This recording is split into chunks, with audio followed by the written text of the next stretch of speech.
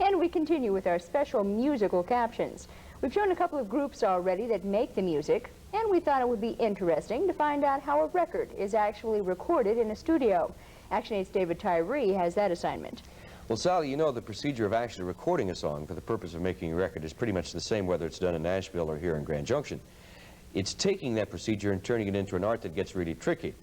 We went to Hot Rod Studios here in town, and with the aid of local musicians Bobby Baugh, Malcolm Mitchell, as well as Mark Shortis, also a musician and owner of the studio, we traced the process of making a record. Yeah. Okay, let's take another one and listen to them. Okay. So I thought that stunk. No. It wasn't too bad. That was good. I thought my part was good. We're hearing ourselves play through our headsets, and it's going onto the tape as we're hearing it. See, if we were playing through amplifiers like you do on stage, it's not quite as, it's a little more diffused. But we do have to keep these sounds contained so that the drum track stays clean and the guitar track is clean of all other sounds. And we're just doing basic tracks here, see? So once the basic track feels good, we can go back and add sweetening, like on keyboards and whatever little part. Let's say if there's a lead part that doesn't quite come off, we can punch in, if you know what I mean, so that we can, if there's a bad note, we can get it out of there.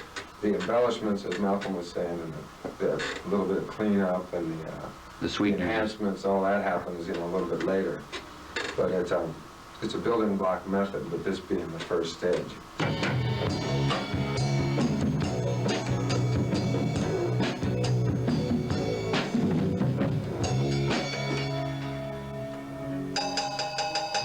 Okay, and now we need to listen to the track and see if we like it.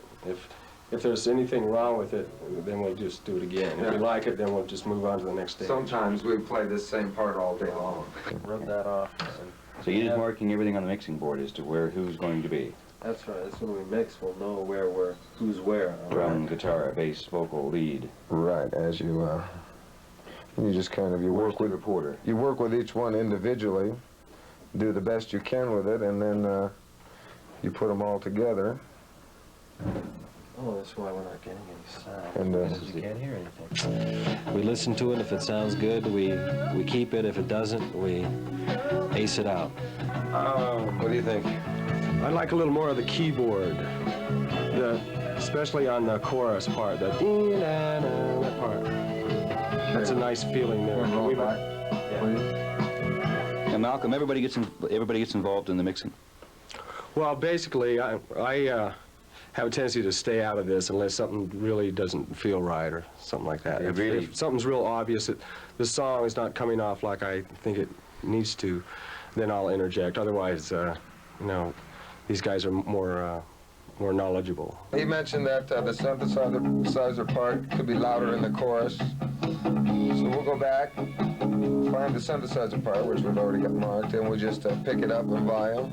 And when the chorus comes around, we'll make sure we blend it accordingly. How long is it going to take you to mix this record? Guessing.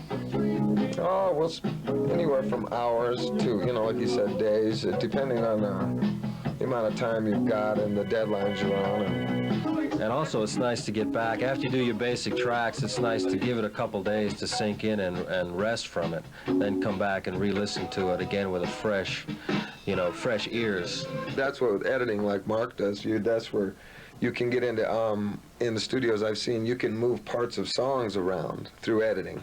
As I guess you wouldn't naturally do in film, but you can take a chorus of a song and move it to the front, or move it to the back, or take an extra 4 measures out of the middle of the song that sounded cool, a drum solo or a beat or something, and move it to any part of the song you want through editing. When you finally get your master mix to the point where you like it, you feel it's the best you can get, then you're ready to put it on to your half-track master.